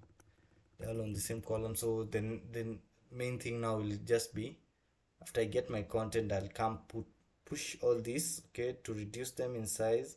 Maybe have standard column sizes. Okay, once I make sure they're standard, I remove the out of it option. Okay, are we together? So yes, hope you guys can. If you cannot replicate now, you can just watch baadaye. Just try replicate a few things here and there, and just be creative. Okay, I mean, formatting I wouldn't concentrate very much on the formatting, because it's now more of your visual appeal. Okay, you have your KPIs, you have this. Okay, you can just, again, I could have another one here, just a table. If I have 4 here, I have 4 here, that I have something. Okay, but since time is going quite quickly, I will just come here maybe and insert something like a slicer. Okay, so this will make maybe I want what do we call this? So if I want not a star rating, maybe I want a town. Okay, so maybe I want a town. So I'll come put my slicer somewhere here. Remember, you'll have already resize this. Okay, so you can have your slicer here. Okay, so remember, when you have your slicer, you're making again your dashboard more and more dynamic. So for example, if somebody just comes and picks Nairobi, okay, you see how it changes. Okay, now it gives you the bottom 10 universities. Okay, so this slicer again is not connecting to this. Okay, so what can you do? You can report all connections. Okay, so you can choose it. You can report to this pivot, you can report to this pivot. Okay, you can always report to all, okay, that you want to be selected by this. Okay, so you see, when I choose Nairobi, it gives me the top 10, gives me the bottom 5 in bottom 10. Okay, because the only 5 universities now, see the rank is the same in Nairobi, because whatever is here, they just arrange in that order in which the top 10 and the bottom 5 are just arranged in the same order. Okay, so once I remove that, I'll go back to my initial outlook of the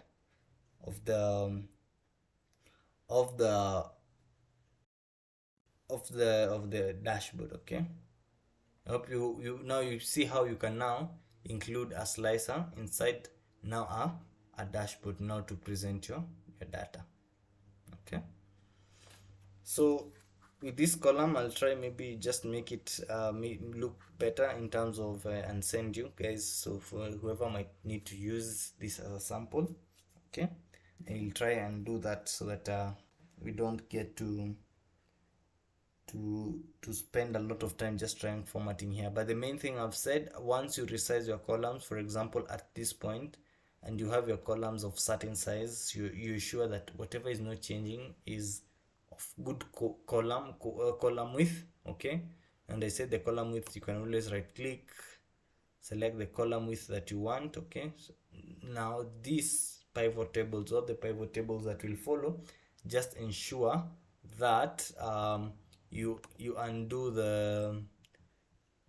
this out of it option. Okay, so for the out of it option, they will not keep expanding your rows, reducing your rows, regardless of how much they'll just be moving now with the row sizes. Okay, even if I change anything and it's a long word, they won't keep on changing how the outlook of my dashboard. Okay, so if here I change maybe the column width to 5.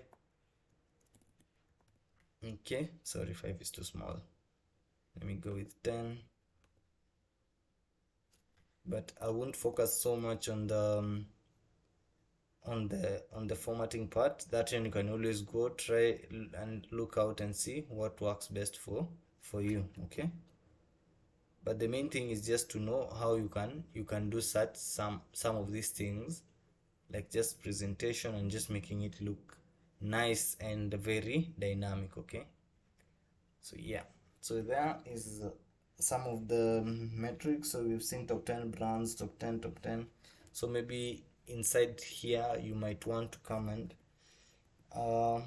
include some of the things that we had said. For example, you might want to go by the storage spaces, the most preferred storage space. That one you might use a max, okay, which one, or a mod, just to count the phone with the best space in terms of if it's if it's if it was the most bought phone of a certain space, okay, so it will always be the most repeated, or the mode will always be repeated in terms of the GB here, because remember here you're not looking at the size necessarily, you're looking at which one is the most preferred, okay.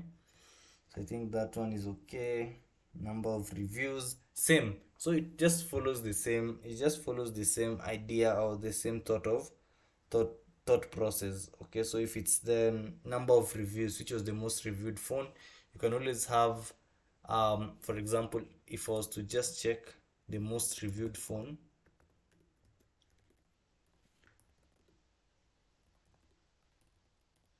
first check the most reviewed phone, or the phone with the maximum number of reviews, okay, most reviewed phone. Okay, I don't know why that one. So this, I'll just expand a little bit, I'll just go down, just expand this. If I was to see maybe the most reviewed phone, okay, I'll just use a max of we can use two ways, okay. So you can use a max of whatever is in the ratings or reviews. There was a rating here, star rating or number of ratings, okay. So just use this, okay. So I'll find that, I don't know if I took the total 13 3 4 okay, I don't know, 1340123. Let me just confirm that that is a number that exists here. Yes, it exists, it does exist in the filter, so it's correct. So if I was to get to know which phone is this, again you can always say the number of reviews are this, okay. Maybe the most reviewed phone, these were the reviews, and maybe which phone was it. You can always go to do always, and then you go do an index. You can do an offset of this, okay. So if you do an offset of this formula, okay, as the position point, and then move it to the number of rows that you want, okay. So if the ratings were here and I wanted the phone, maybe you move it 4 rows, but if that doesn't sit well with you, you can still search for this phone, because this is the maximum one, okay. And there might be no cases of duplicity in terms of the reviews of the phones, okay. So if there is, again you can use an array just to show that they tied, okay.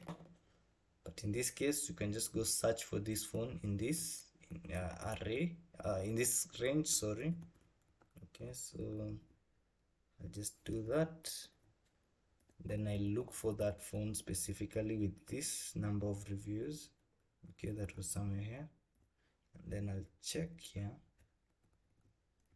the number of ratings, okay. Then I'll tell it just to give me the name of the phone, which is in the first column, and it will tell me it's a Redmi Note 4. Sorry, it will tell me it's a Redmi Note 4. The Redmi Note 4 64GB. The in gold color was the most reviewed phone, and these were the reviews that it got, okay. So I can just now again go start, if I want to put it maybe in a text box, maybe in a card like this, okay, in now whatever, again makes you look at your visualization and have a wow factor to it, okay. So again, we said there are different themes that you might use. So if I tend to change a theme, for example, if I use a theme of, just like I've changed here, if I change to use a theme, it will change my colors and the outlook of my presentation. Okay, so the fonts and everything, they will be changed. So you can choose to maybe just be formatting your own, or just come and use a already preset theme that is already here. Okay, so if you want it to look quite unique and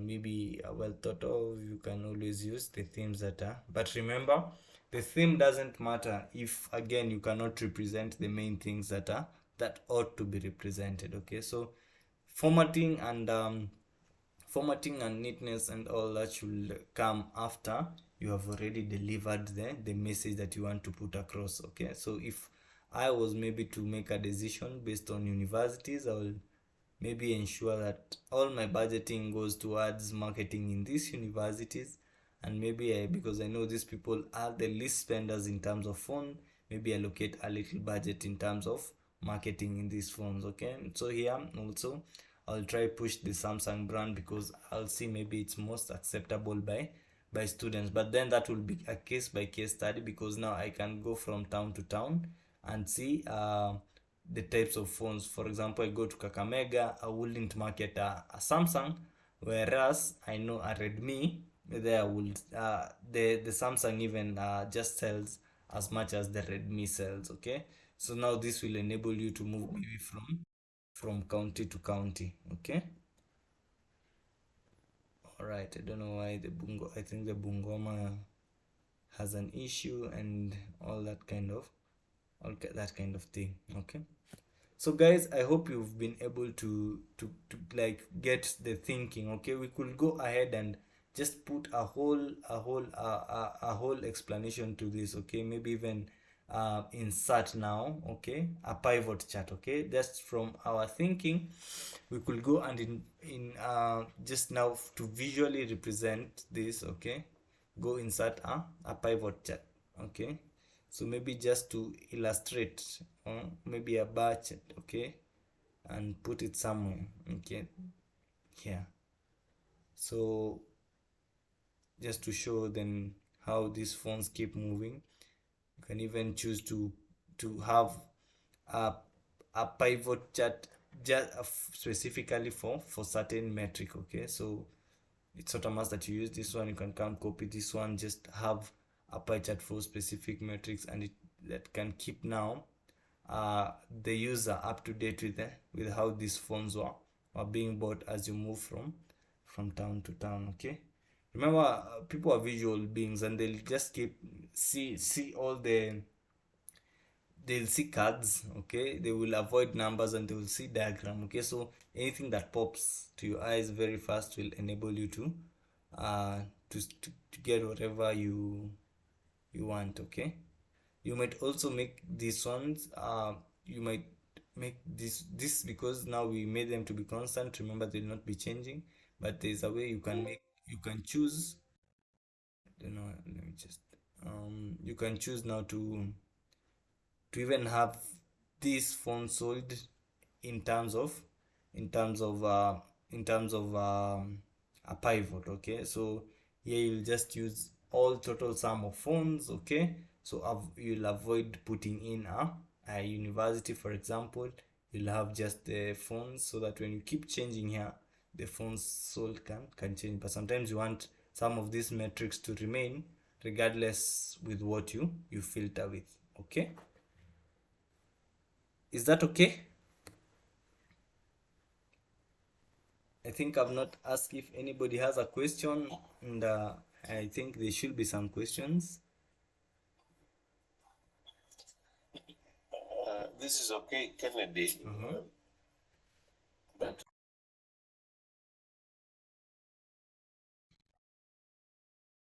Okay.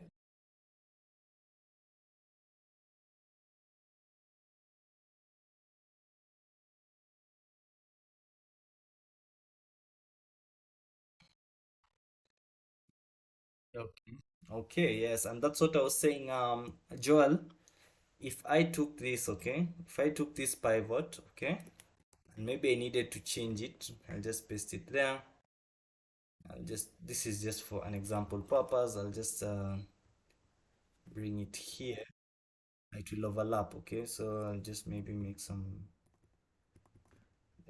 Okay, then I'll remove, I'll just go to the pivot, I'll remove the college. Okay, so again this one will always be giving me the total sales. Okay, so for example, if I needed it to be, okay, I'll just now this is a matter of preference. What do you want to see? So for example, I want this pivot. Where's the total sales here? Okay, I'll unmerge this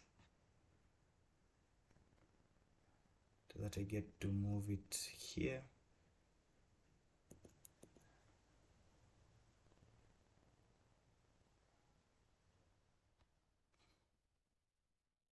Just putting it somewhere there. Okay, I'll just we can do the formatting later, but I just want to pass the point across. Okay, so for example, I wanted my total sales, in which is this 1971, okay, to be changing as I go from town to town. Okay, so I'll just, okay, just ensure that, again, the other problem with pivot tables, ensure nothing overlaps. It won't give you a spill error. It will give you an error in which it won't work. Okay, because if it overlaps, it can't display anything. Okay, so to answer Joel's question, for example, if I wanted to see the total sales in, for example, universities in Nairobi, let's use Nairobi because it has uh, there's already data in, okay, let me just not use that because I think there's some overlapping things. Okay, so for example, in Machakos, this were my total sales, okay, which were 131,623, which is still 131,623 because it's one uni. Okay, and this was the fonts board. So if I wanted to have my pivot tables all the way from the start, okay, I'll just have come and inserted my pivot table here, ensure that the formatting is okay.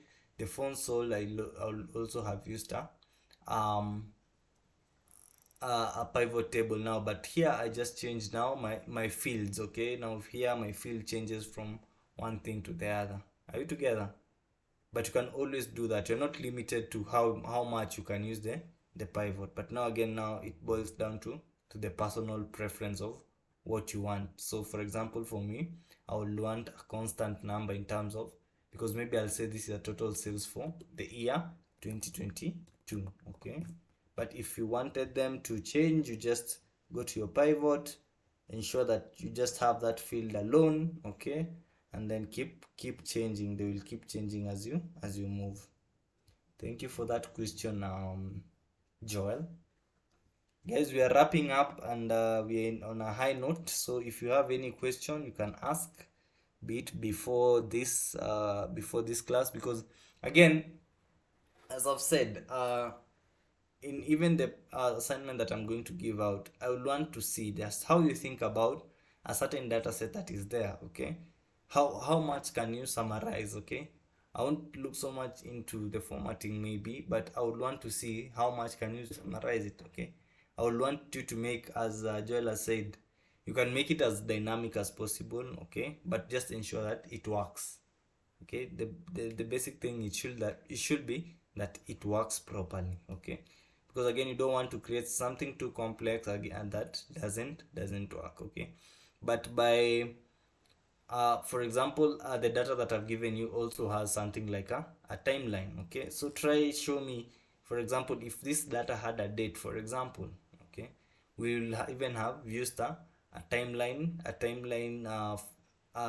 slicer, so that when you click, for example, 2021, you can be able to see all this data now just representing an year 2021 that has been captured in the project, and the data that I've given you there is very sufficient to do such kind of thing. So try it and look at that thing. Okay, and in every question that we ask, okay, for example, for formulas and what, just ensure you leave your formulas so that I can be able to see how you are thinking around problems. Again, it's not an exam.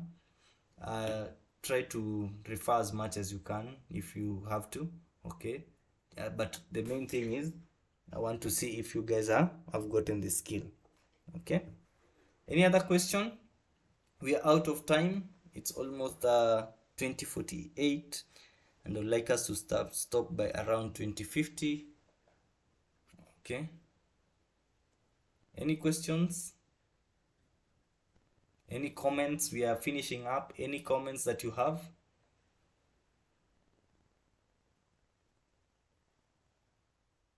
I'd like to hear any comments that anybody has.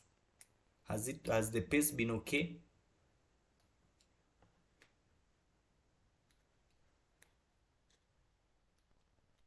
Guys, are we okay?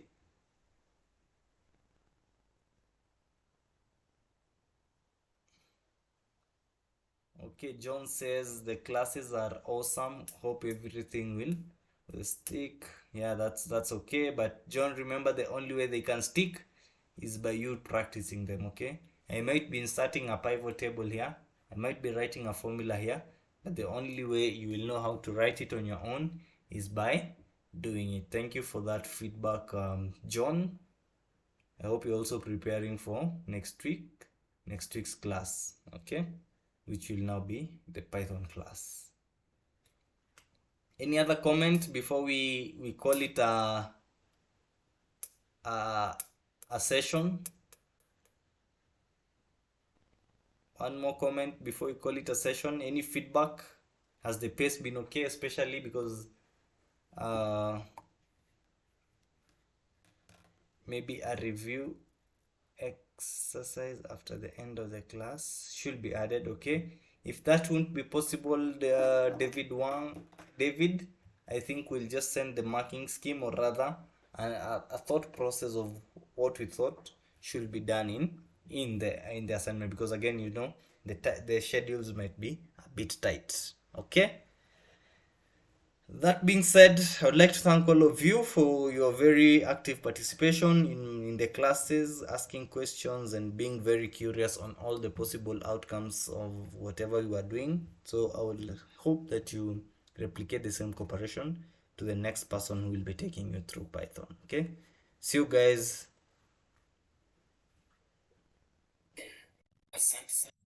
All right.